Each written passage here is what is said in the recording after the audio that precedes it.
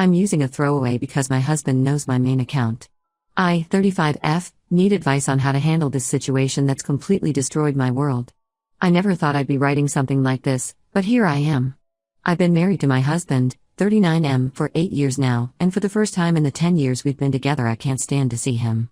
This man ruined our marriage and family for some 19-year-old. Divorce is the only option for me, because I don't think I will ever love him again. Let me give some background. I met my husband Clark during my residency at the hospital where we both still work. He was in hospital administration, and I was a stressed-out medical resident who kept having to deal with him about scheduling conflicts. We butted heads at first. He was stubborn about policies, and I was exhausted and short-tempered. But somehow those heated discussions turned into coffee breaks, which turned into dinner dates, and within a year we were married. The early years were great. We built our careers together, bought our dream house, and had our boys, Jack, 6, and Mike, 4. Clark was an amazing father and husband.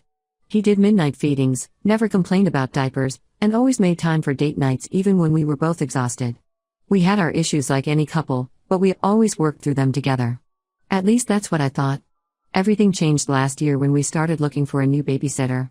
Our previous sitter, an older woman who'd been with us for years, moved away to be closer to her grandkids.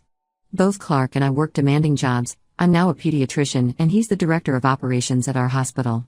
We needed someone reliable who could handle our irregular schedules. We tried several sitters but nothing clicked. Then our next-door neighbors mentioned their daughter Maggie, 19F, was looking for work while attending community college. They'd lived next door for 5 years, and while I didn't know Maggie well, she seemed like a sweet kid. She came over for an interview and appeared perfect. She had experience from working at a summer camp, was studying early childhood education, and could work flexible hours. The boys immediately liked her, and her references checked out. Looking back, I should have noticed the red flags sooner. Clark started coming home early on days Maggie was working, saying he wanted to spend more time with the boys. He'd never done that before. Then he started handling all the scheduling with her directly, saying he wanted to take that stress off my plate since I was dealing with a heavy patient load. The first clear warning sign came in July. I had a patient cancel, so I came home early without telling anyone. I walked in to find Clark and Maggie in our kitchen. She was sitting on the counter while he stood nearby, both of them laughing hysterically about something. The moment they saw me, they jumped apart like teenagers caught making out.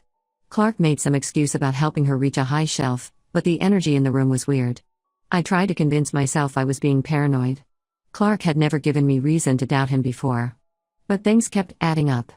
I started finding long blonde hairs in odd places, in our guest bedroom, in Clark's car, even in our master bathroom once. Maggie was the only blonde who'd been in our house recently. Then Clark started acting strange about money. He came home one day talking about buying Maggie a new car for her birthday. When I asked why we would buy our babysitter a car, he launched into this elaborate explanation about how her old car wasn't safe enough for the boys, and wouldn't it be better for everyone if she had reliable transportation.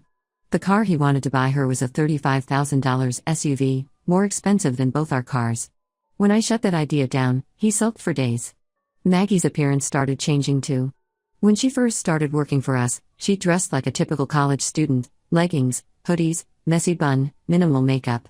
By late summer, she was showing up in tight skirts and heels to babysit toddlers. Her makeup went from non-existent to full glam with fake lashes.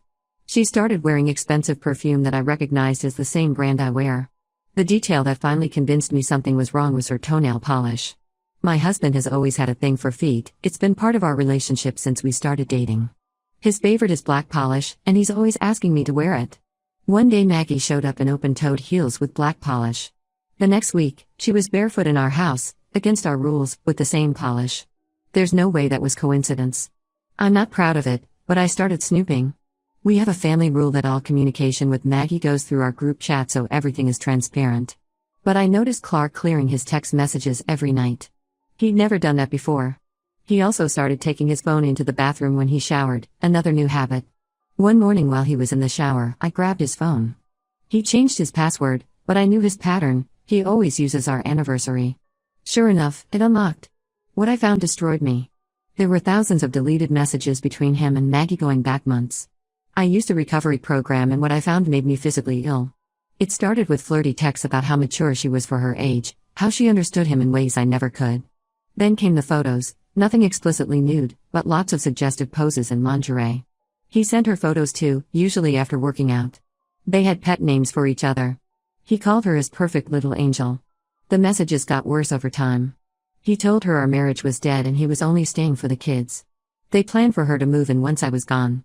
She talked about redecorating our bedroom and taking the boys shopping for school clothes like she was already their mother. The worst was when she said my sons wouldn't even miss me once they had her as their mom instead. She talked about how much better she'd be at raising them since she actually had time for them, unlike their workaholic mother. I was about to stop reading when I noticed he'd installed Snapchat. My nearly 40-year-old husband who barely uses Facebook had a secret Snapchat account. Their saved messages there were explicit. They detailed everything they'd done in our house while the boys napped, in our bed, in the shower, on the kitchen counter where we eat family meals. Feeling sick, I checked our security cameras. We have them around the house to monitor the boys. Sure enough, I found dozens of clips of them kissing and groping in the backyard, in the garage, even by the front door in broad daylight. The level of disrespect and recklessness is staggering.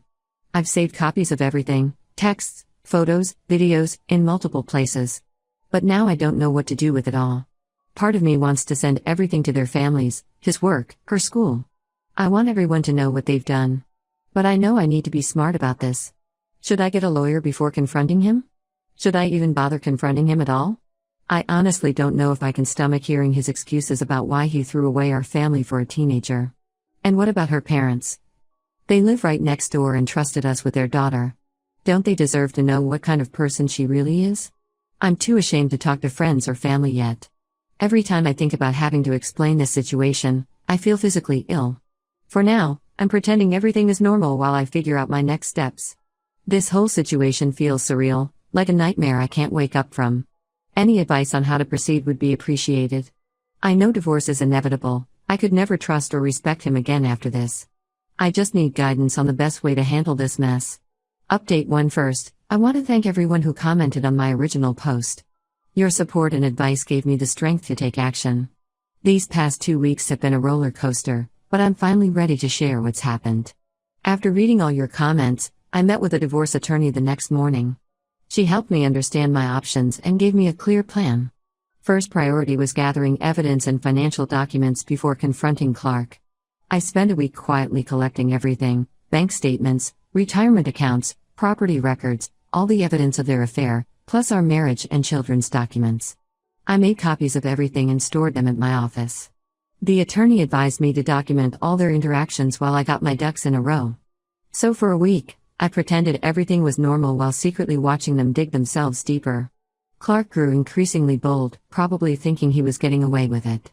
He started coming home even earlier, claiming work meetings got canceled. Maggie began staying later, always finding excuses to still be there when Clark got home. They thought they were being subtle, but now that I knew what to look for, their behavior was obvious. Last Friday, I finally confronted him. I waited until after Maggie left, made sure the boys were occupied with their tablets, and asked Clark to join me in our home office. I had prepared what I wanted to say, but when the moment came, I couldn't speak. Instead, I silently handed him a folder containing printouts of their text messages and stills from our security cameras. I watched his face as he flipped through the pages. The color drained from his face as he realized what he was looking at. His hands started shaking. He looked up at me several times, opening his mouth to speak, but no words came out.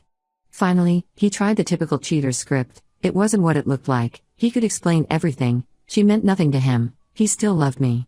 When I didn't respond, he switched tactics. Suddenly it was my fault. I worked too much, was emotionally unavailable, didn't appreciate everything he did for our family. He claimed he was lonely and Maggie was just there to listen. When that didn't work, he started crying, begging me not to destroy our family, saying the boys needed both parents together. I finally found my voice and told him I wanted a divorce. He immediately got angry, saying I was overreacting to what was basically just harmless flirting. He had the nerve to tell me I was trying to paint him as some kind of predator when Maggie was a consenting adult. That's when I lost it.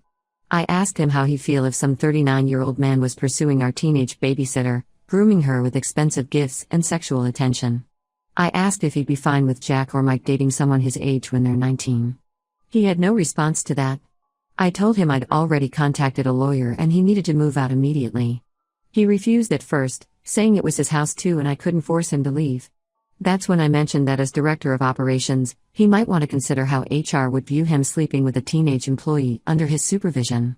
The hospital has strict policies about relationships with subordinates, and technically Maggie was an employee since we paid her through the hospital's childcare assistance program. He agreed to stay with his brother while we sort things out. Then came the hardest part, telling our families. I started with my parents. My mom cried and my dad wanted to drive over immediately to confront Clark. They were hurt but completely supportive of my decision to divorce him. They even offered to help with lawyer fees if needed. His parents were a different story. His mom actually tried to defend him, saying I must have driven him to it by prioritizing my career over my family.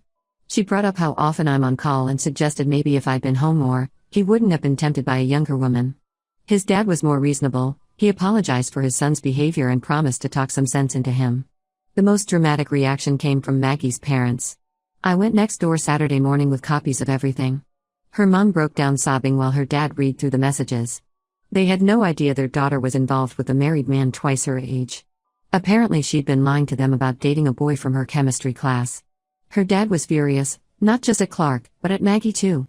They'd already caught her in inappropriate situations with older men before but thought she'd learned her lesson. That night, Maggie's dad confronted Clark, who was picking up some clothes from our house. Their shouting match got so heated that 3 different neighbors called the police. No charges were filed but word spread quickly through the neighborhood. That's when things really exploded. Several other parents came forward with stories about Maggie being inappropriate with their husbands while babysitting for them. One mom found similar flirty messages between Maggie and her husband. Another caught Maggie sunbathing topless in their backyard when she thought no one was home. 2 more reported her regularly showing up to babysit in revealing clothes and making suggestive comments to the husbands. Seems this wasn't her first time pursuing married men. The boys are struggling with all the changes. They don't understand why Daddy isn't living at home anymore or why Maggie suddenly stopped coming over. I've arranged for them to start seeing a child therapist next week to help process everything. Meanwhile, Clark is trying to paint himself as the victim, telling anyone who'll listen that I'm trying to alienate his children from him. But most people who know us aren't buying it. I have another meeting with my lawyer tomorrow to discuss custody arrangements. Clark is pushing for 50-50 custody, but given the circumstances, him exposing our children to his affair and showing extremely poor judgment, my lawyer thinks we can get primary custody with supervised visitation for him. I'm dreading the fight ahead, but I know it's worth it to protect my kids. More updates to come as things develop. Thank you again for all the support and advice. It's helped me stay strong through this nightmare. Update 2: the situation has gotten even messier since my last update.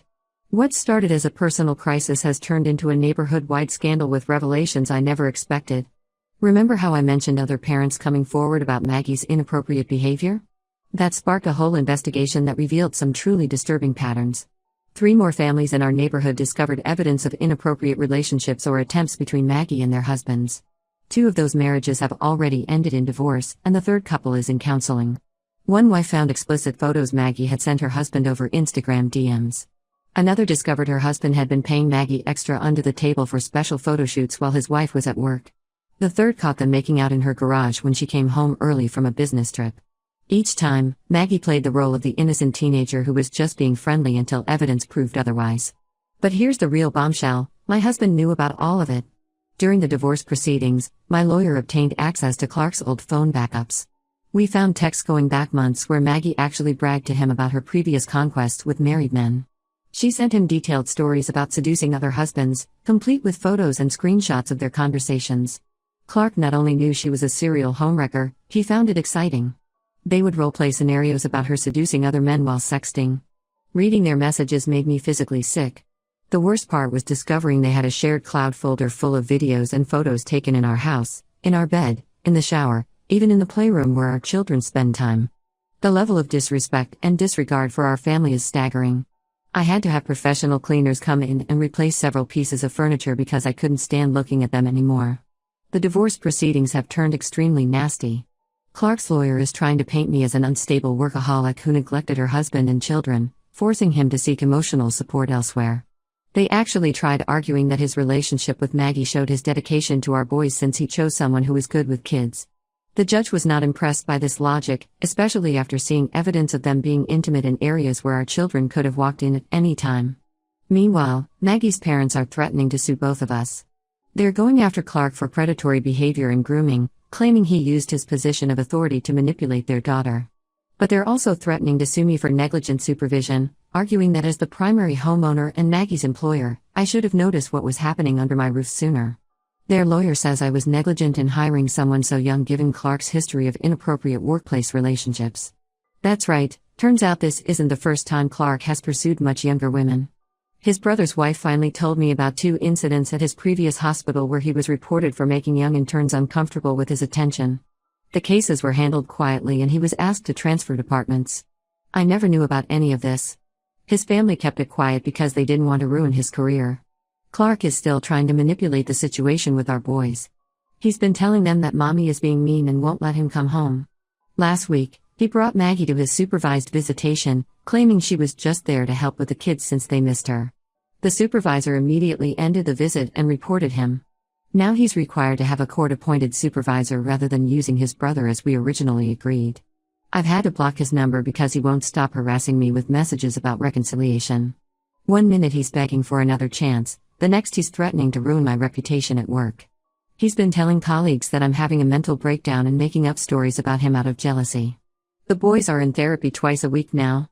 Their counselor says they're showing signs of anxiety and attachment issues from all the upheaval. Mike has started having nightmares and Jack is acting out at school. Every time they ask why Daddy doesn't live with us anymore, it breaks my heart all over again. The only small bright spot is that our hospital administration has been surprisingly supportive. They've allowed me to adjust my schedule to be home more with the boys, and they're conducting their own investigation into Clark's behavior with young employees.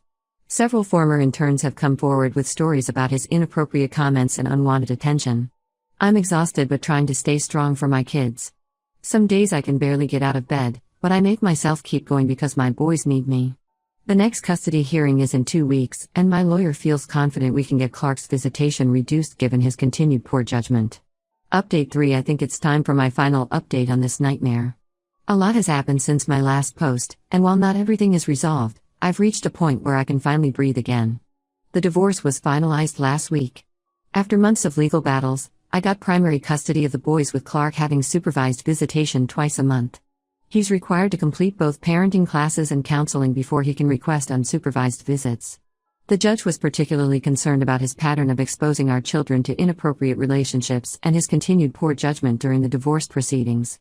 Clark fought the custody arrangement hard, but his case fell apart when more evidence of his inappropriate behavior emerged. 3 former hospital interns testified about his history of pursuing young employees. The hospital's investigation uncovered a pattern of him specifically requesting to mentor female interns under 25. He was forced to resign to avoid being fired. Last I heard, he's working at a private clinic in another state. Maggie's parents ultimately decided not to sue after their lawyer advised them it would only bring more negative attention to their daughter. The whole situation had already damaged her father's local business, and they wanted to avoid more scandal. They sold their house and moved to another state to get a fresh start. Through mutual friends, I heard Maggie is in therapy and taking online classes. She apparently wrote me an apology letter, but I told our old neighbors to throw it away. I don't need her words or excuses. The aftermath in our community has been complicated. 2 of the marriages Maggie helped destroy ended in divorce. One couple is trying to reconcile through counseling. Several families moved away to escape the gossip. Our neighborhood WhatsApp group imploded with people taking sides and sharing rumors. I removed myself from it months ago for my own sanity. The most shocking development came last month. Clark got married again. Not to Maggie, but to a 23-year-old waitress he met at a bar near his new clinic. They dated for 2 months before eloping, and she's already expecting a baby. Part of me feels sorry for her, knowing what I know about him, but that's not my problem anymore. I just hope she's better at spotting red flags than I was. The boys are slowly adjusting to our new normal. The therapy has helped them process everything, though they still have rough days. Jack's behavior at school has improved, and Mike's nightmares are less frequent. They see their dad during his scheduled visits, but they're not as excited about it as they used to be. His new wife tried adding them on social media and buying their affection with expensive gifts, but I've put firm boundaries in place. Clark's family is still trying to guilt me about breaking up the family. His mother sends weekly messages about how the boys need their father and I should give him another chance. I've blocked most of them except his sister, who's been surprisingly supportive and helps monitor his behavior during visits with the kids. As for me, I'm focused on healing and rebuilding. I've switched to a more flexible schedule at the hospital to spend more time with my boys. We moved to a smaller house closer to my parents, which helps with childcare and gives us a fresh start away from painful memories. Some days are harder than others, but I know I made the right choice in leaving. I've gone completely no contact with Clark except regarding the kids, and even then only through our court-appointed communication app. When people ask what happened to our marriage, I'm no longer ashamed to tell the truth. He made his choices, and now we all have to live with the consequences. Thank you all for supporting me through this nightmare. The advice and encouragement from this community helped me stay strong when I wanted to give up. If anyone else finds themselves in a similar situation, trust your gut and don't let anyone gaslight you into accepting unacceptable behavior. You deserve better.